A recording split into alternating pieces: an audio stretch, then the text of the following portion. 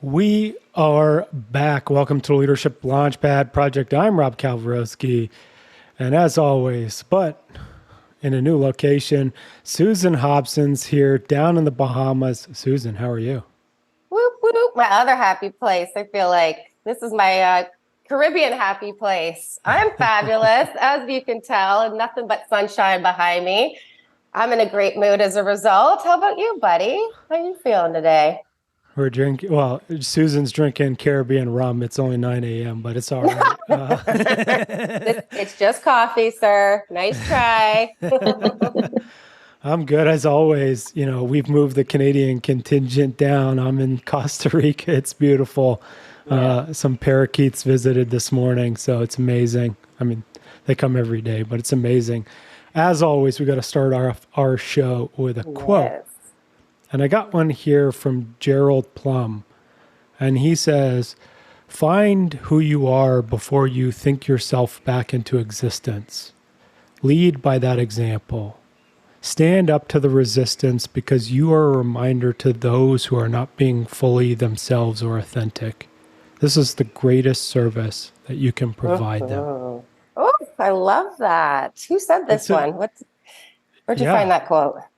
Well, I'll On tell one you. of Yeah, exactly. So that voice is our absolutely special guest for today, the C-suite whisperer, execution ninja, and the author of Messes Behind Successes.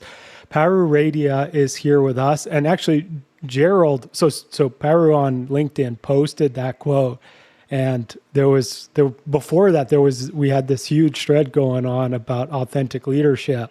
So I had to bring it in.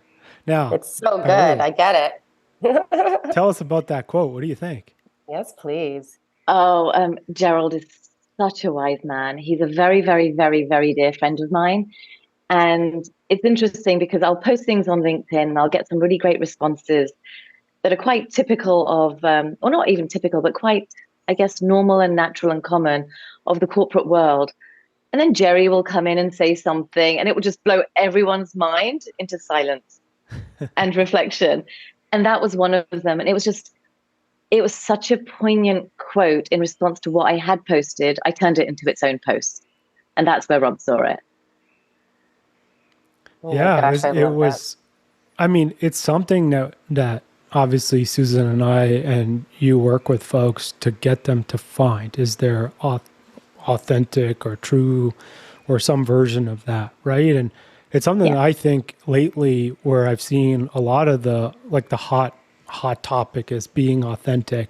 And I don't think a lot of folks know actually what that means. And a lot of the quotes that come out look like they don't know what that means. Maybe before we get into authentic leadership, just tell us a little bit about you, and then we'll dive into that.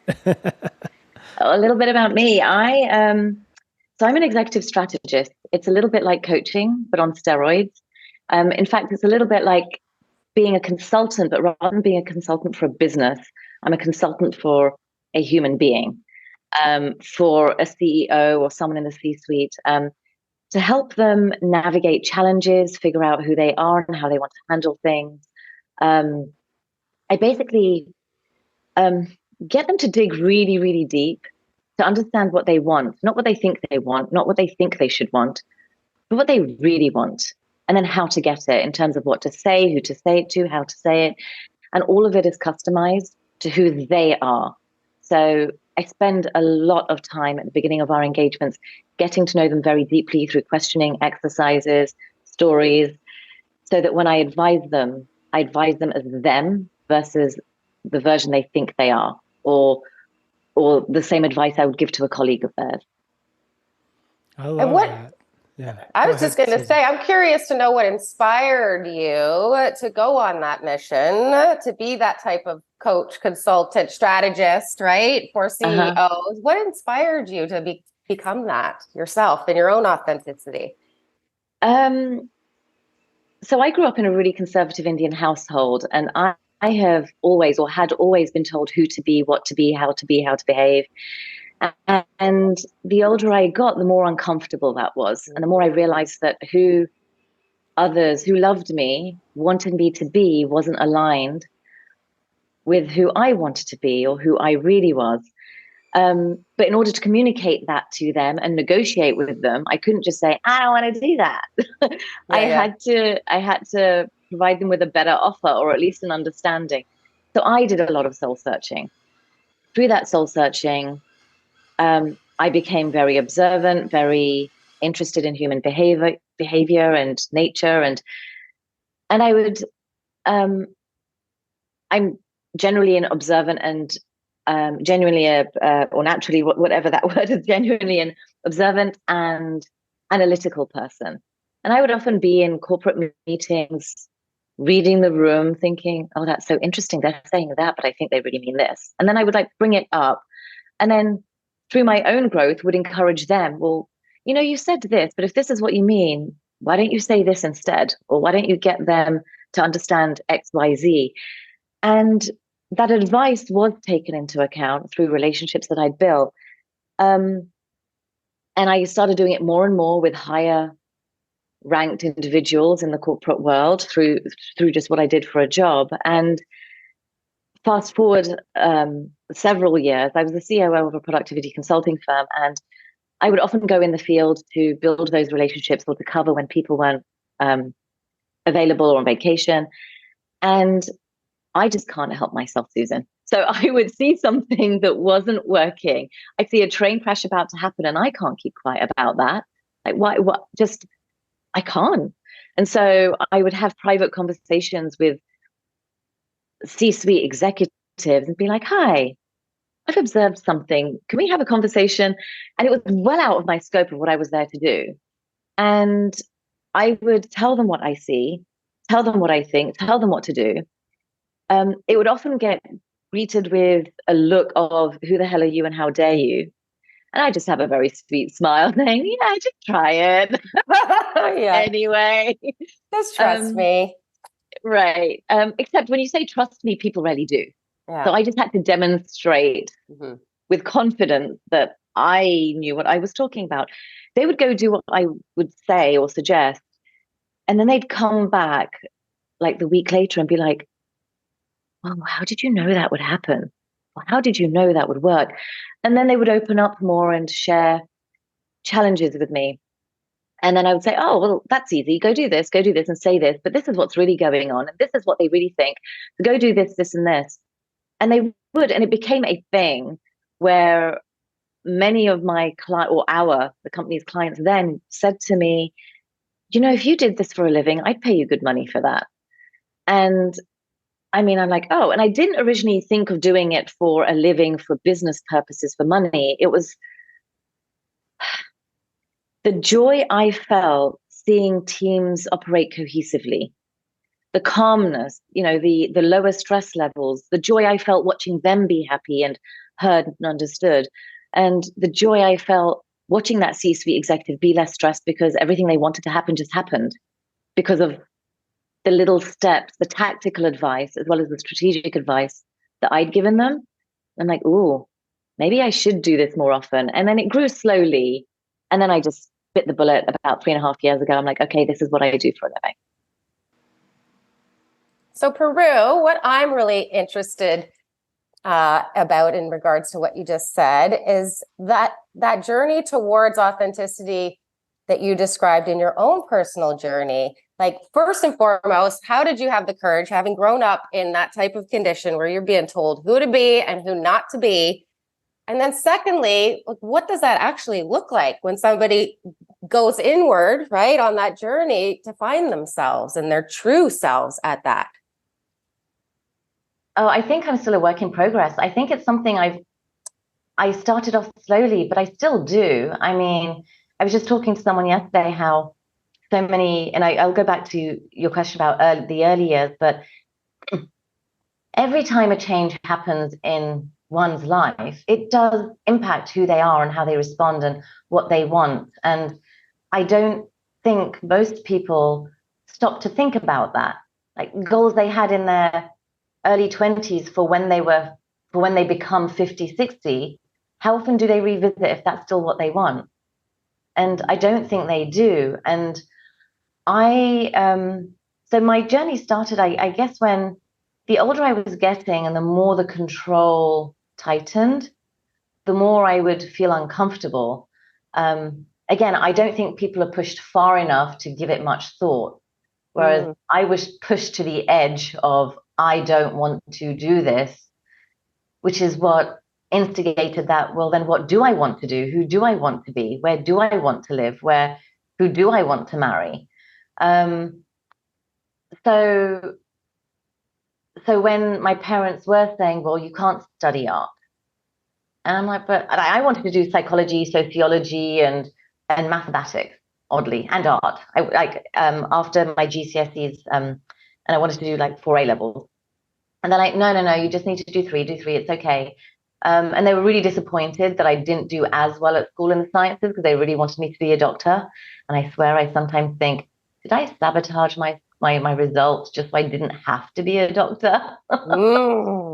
Which I may have done. Yeah. So a lot of turmoil goes on because the more reflection I did, the more I realized I was a little bit different to who they wanted me to be. And then if I ever tried to be the version of myself I wanted, I would very quickly get reprimanded into who they thought I should be because of what was best for me. To be fair, they didn't have the opportunities I did, and they were coming from a place of scarcity and fear. Right. So what they were imposing on me was what they knew best. And as a grown-up, I get that, and I'm not angry about it.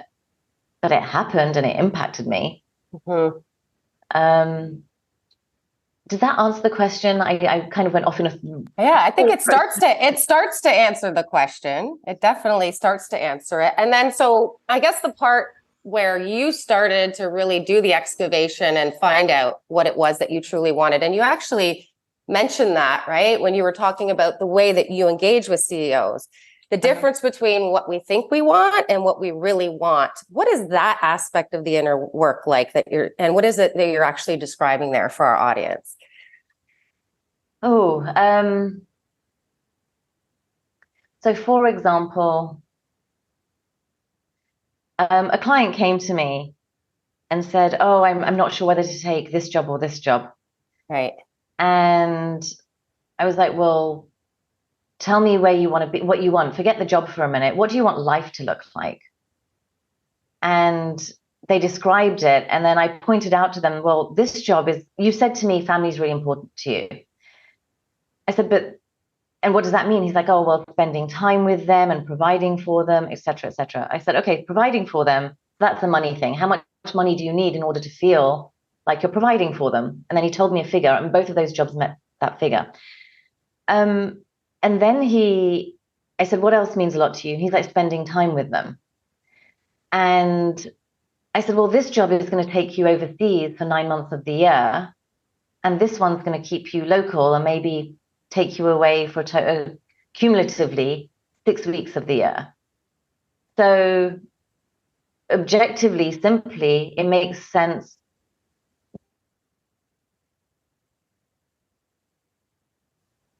And he kind of cringed. He's like, but I really don't want that job. I want the other one. And then I questioned, well, then spending time with your family right now isn't as important. And that's okay if that's the truth. But you'll always be in conflict if you're saying one thing but not living it or doing it. And that's going to show in your relationships, in your communication. It's going to show in how you perform at work. When you show up in conflict, you're not showing up authentically. So how it shows up in work, at the beginning, I ask non-work related, a couple of work related questions, but usually it's about what motivates you, what triggers you, what would you do if you had all the time and money in the world and you didn't have to work? How would you spend your time? What do you wish you could be doing if this wasn't important? And that's when they start discovering like, oh, I actually don't like working in operations. I like working in new product development. And I highlight things like that. I mean, obviously, that's something that a lot of folks struggle with. And I guess for you, Paru, is how do you see that journey go? Like, what does that excavation process look like? And how do you get folks to start doing it versus, like you said, you were at a brick wall. Obviously I hit a brick wall as well. And so how do you get folks to start doing that excavation?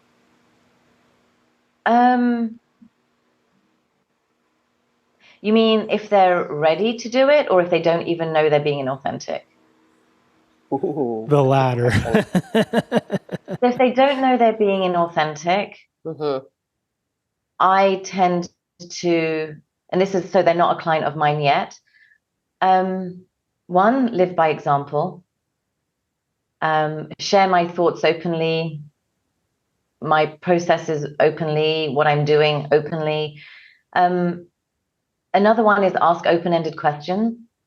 Like, how do you feel about that? How's that going for you? Oh, that's interesting because you said this, but this is what I saw. Is that true?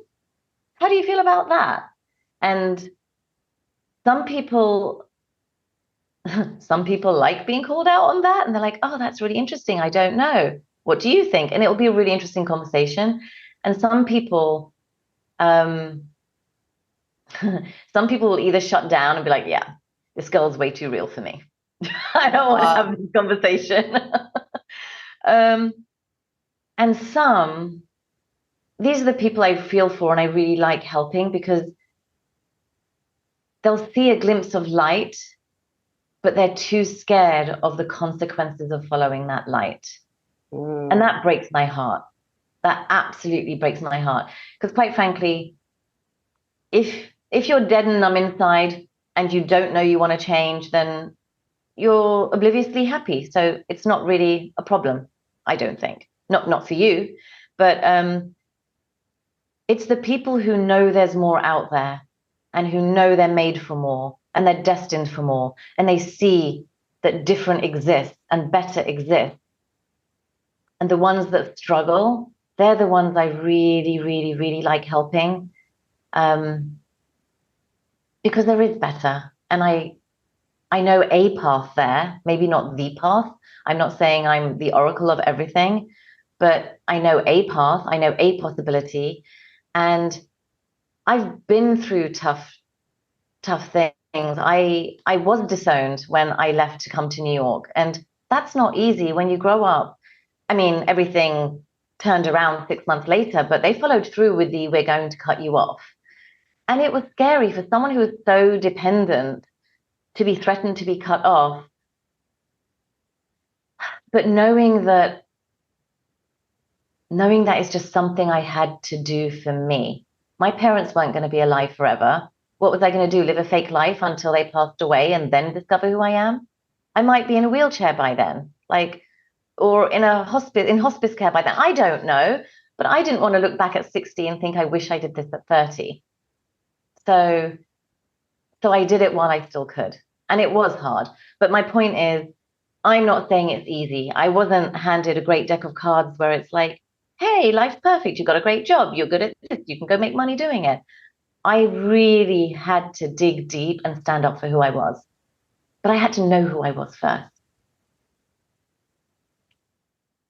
Yeah. And I feel like that's the daunting part, right? You had to know who you were first. You had to go on that journey and you had to do that values exploration and ultimately seek that level of values clarification, right? Because what you're describing there is, yeah, ultimately, if you're living out of alignment with your values, it's not if, it's when, right? It's tick, tick, tick, 100%. Brick walls or glass ceilings. That's where we typically meet our folks because the pain of living inauthentically catches up with us.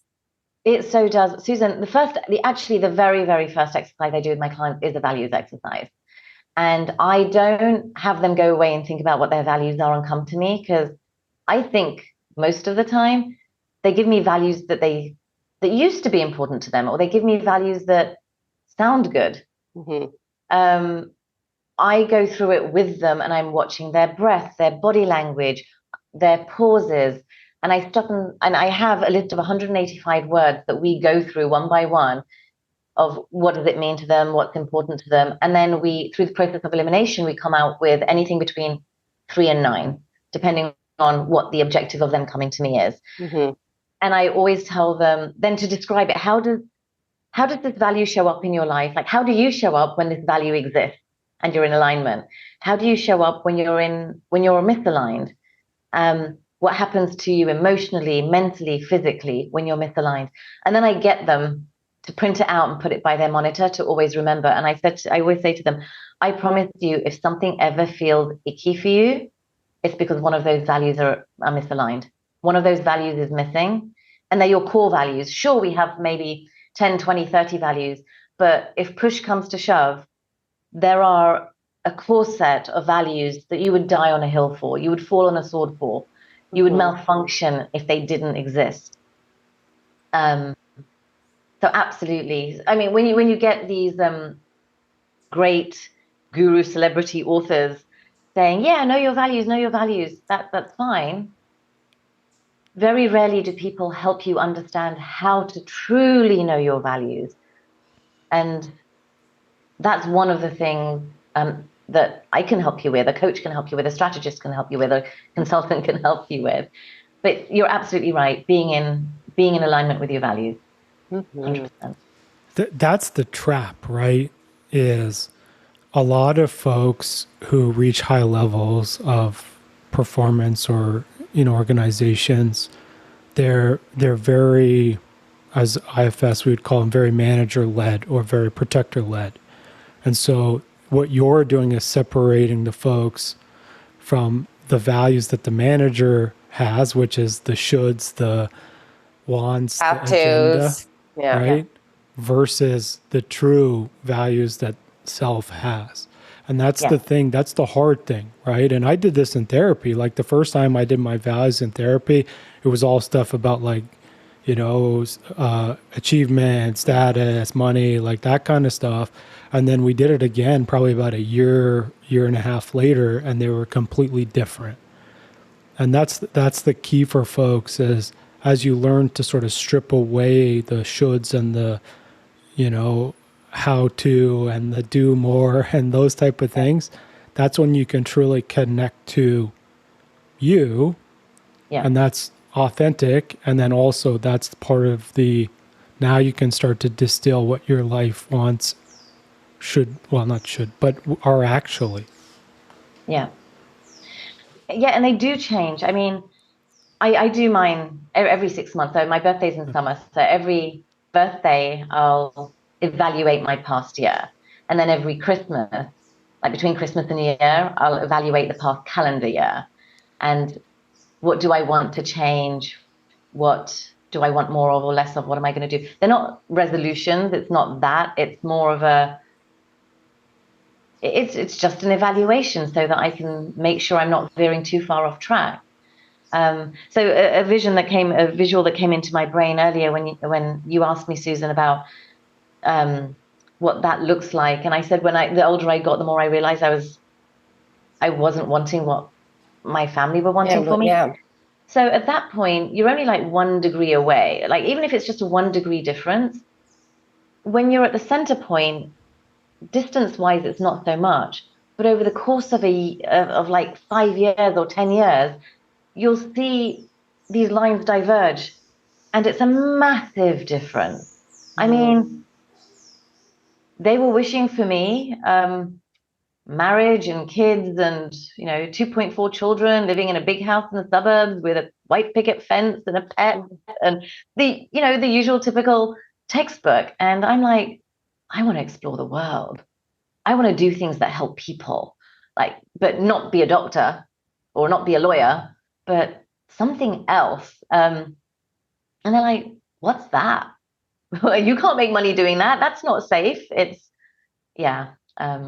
But the values, growth and learning have always, I always start the exercise from scratch, but growth and learning will always make it into my top 2.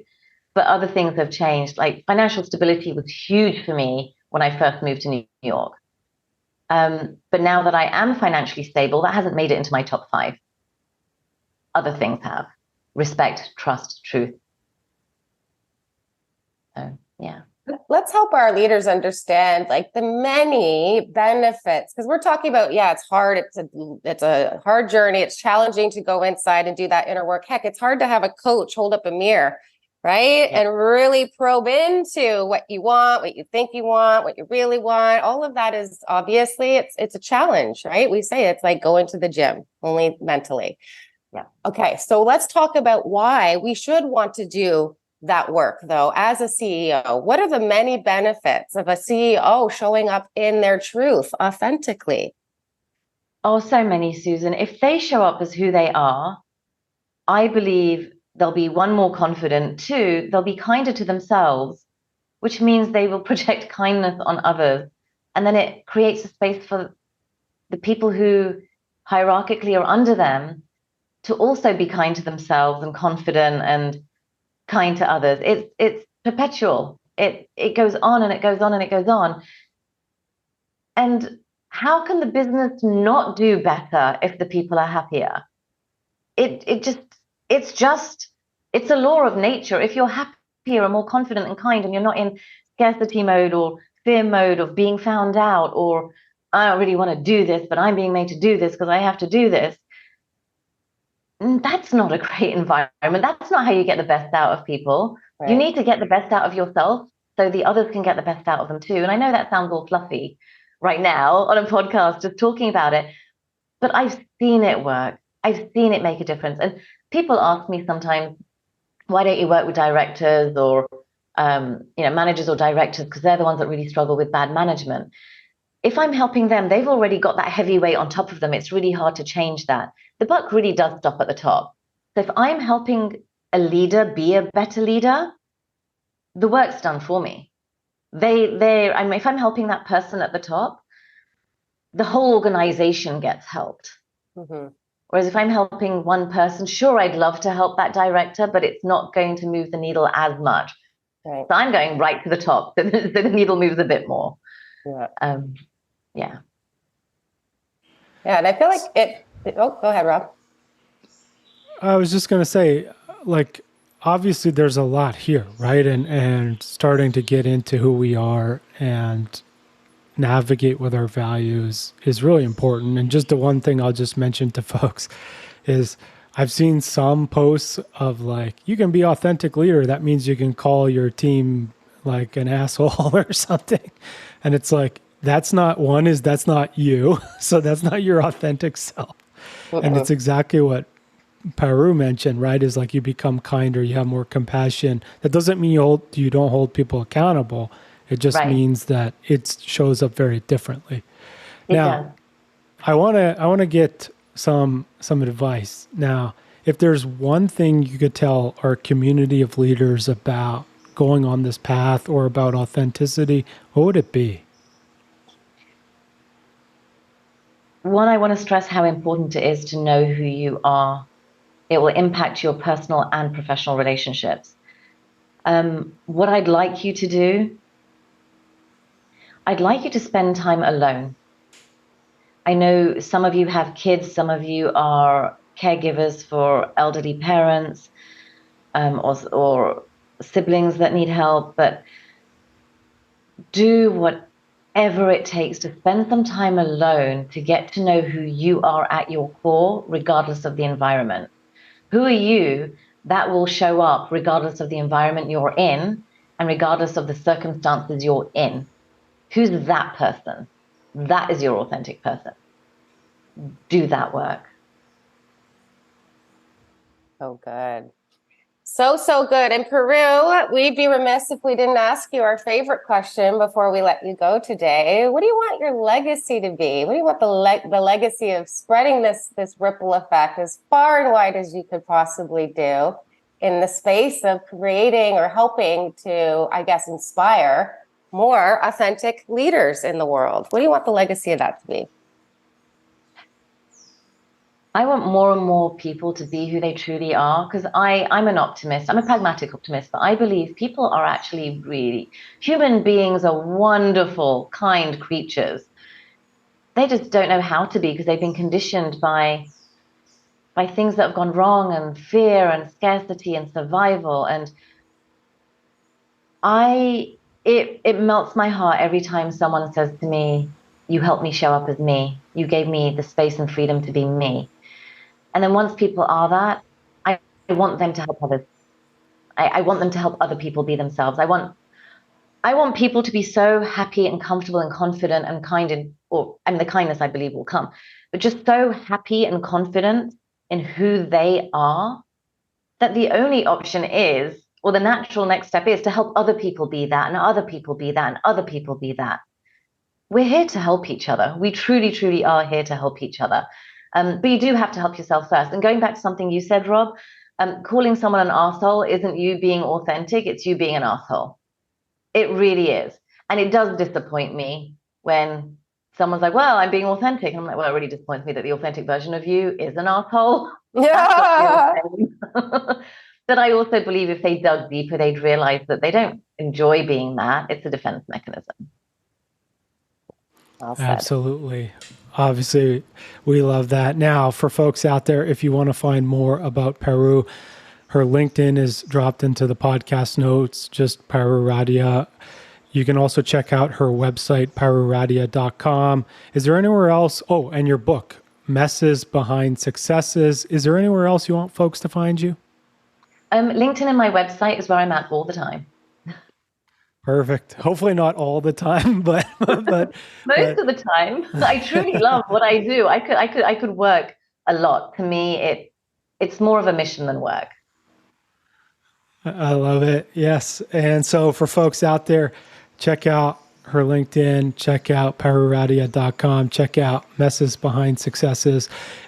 And if you're listening to this show, please share this one with a leader in your life who's on the authentic journey.